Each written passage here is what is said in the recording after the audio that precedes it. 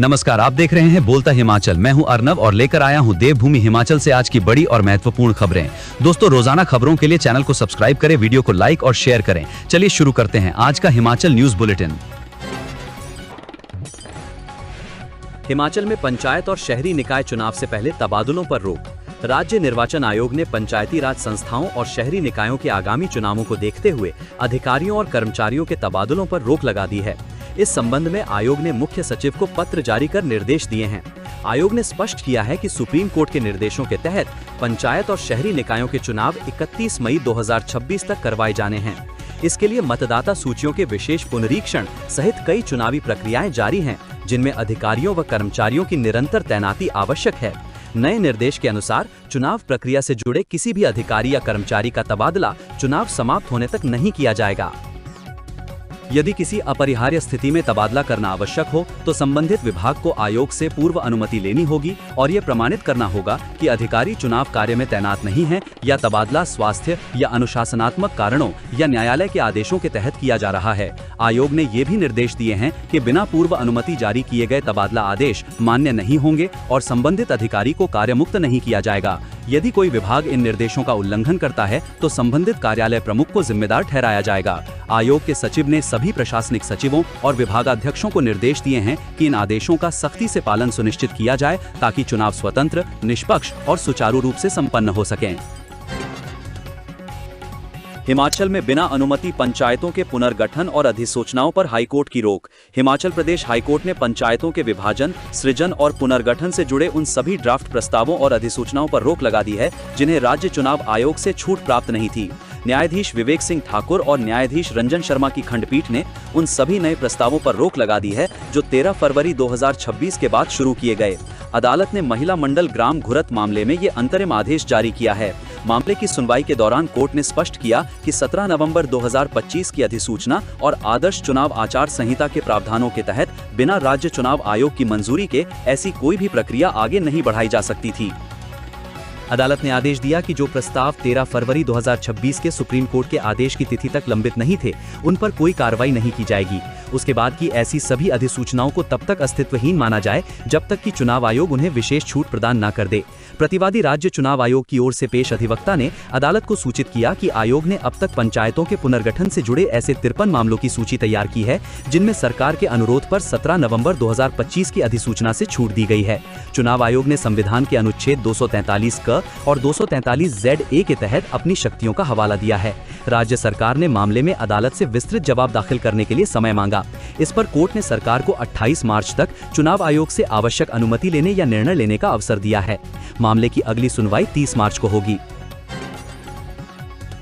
School प्रवक्ताओं को 12 सप्ताह के भीतर किया जाएगा एरियर का भुगतान, सरकार ने हाईकोर्ट में दिया जवाब। हिमाचल प्रदेश राज्य सरकार ने अदालत को बताया कि याचिकाकर्ता DPE शिक्षकों को उनके बकाया एरियर का भुगतान आगामी 12 सप्ताह के भीतर जारी किया जाएगा। न्यायाधीश ज्योत्सना रेवाल दुआ की अदालत में अतिरिक्त महाअधिवक्ता ने कोर्ट को सूचित किया कि शिक्षा निदेशक की ओर से 10 सितंबर 2025 को इस संबंध में विचार आदेश जारी किया जा चुका है।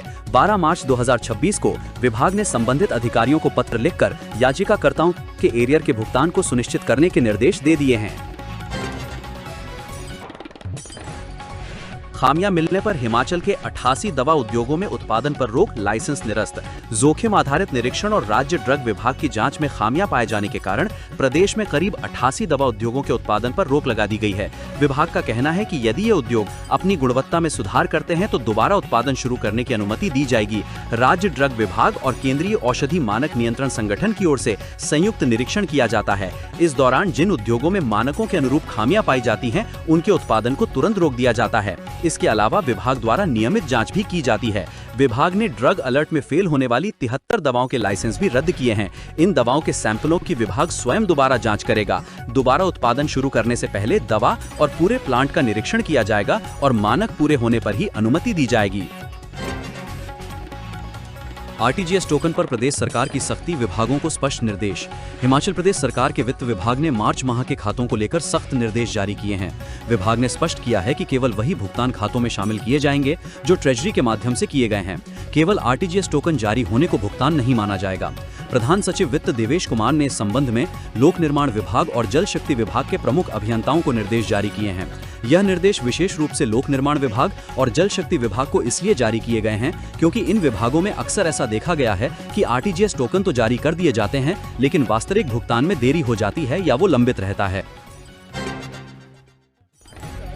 नर्सरी मजदूरों की पेमेंट के लिए एसओपी बनाएगी सुक्खू सरकार। वन विभाग की नर्सरियों में काम करने वाले मजदूरों की पेमेंट की अदायगी के लिए सुक्खू सरकार एसओपी बनाएगी। वहीं उद्योगपतियों को पौधारोपण के लिए जगह भी देगी।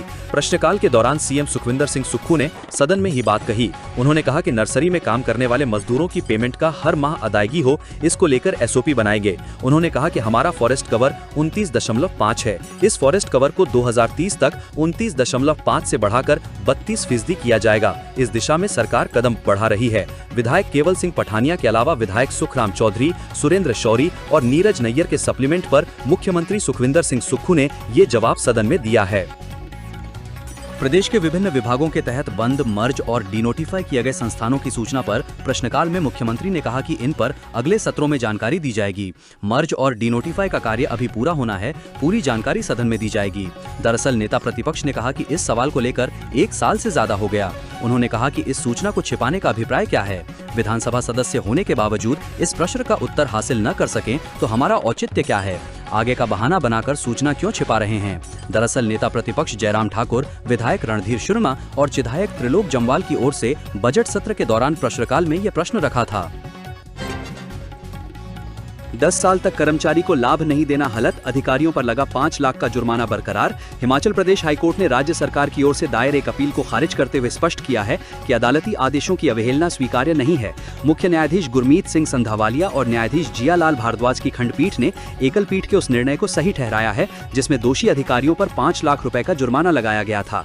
अदालत ने पाया कि विभाग ने 1 दशक तक कर्मचारी को उसके जायज हक से वंचित रखा।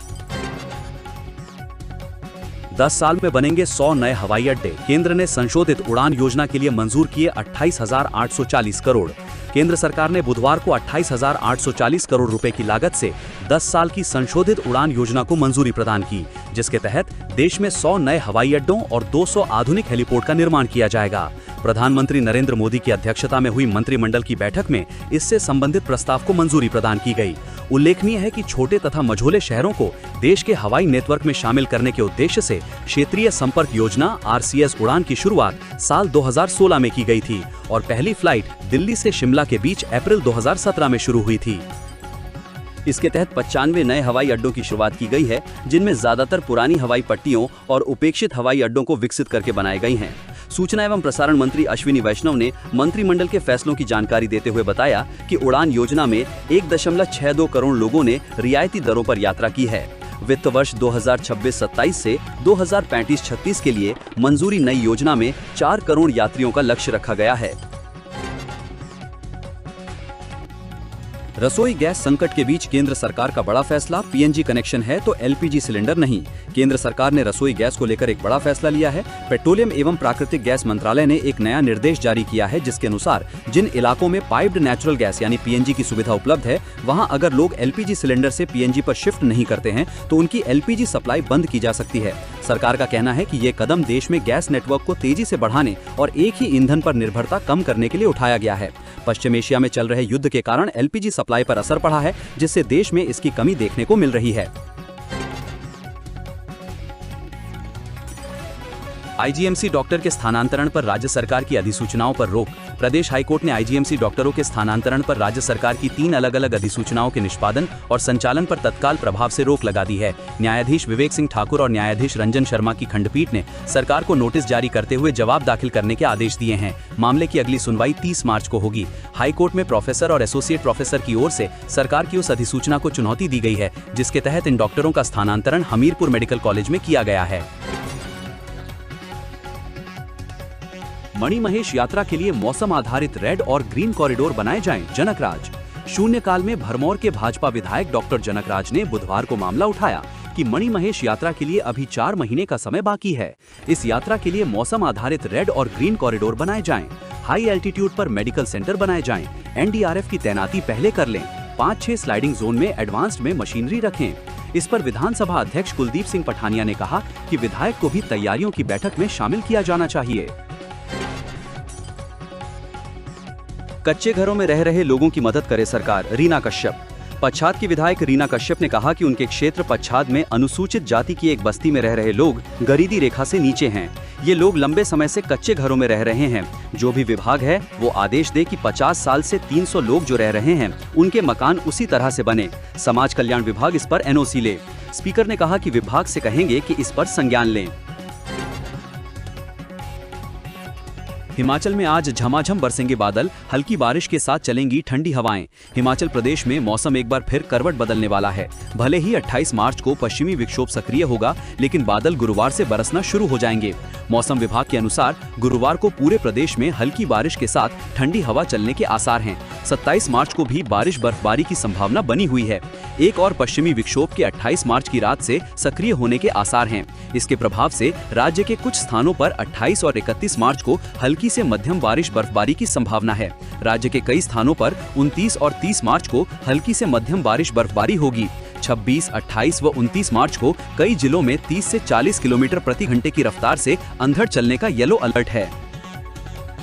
राज्य के कई हिस्सों में अगले 3-4 दिनों के दौरान अधिकतम तापमान में धीरे धीरे 2 से 4 डिग्री सेल्सियस की बढ़ोतरी के आसार हैं। मौसम विभाग के विशेषज्ञ संदीप कुमार का कहना है कि हिमाचल प्रदेश में मार्च में अभी तक सामान्य से 13% कम बारिश दर्ज की गई है।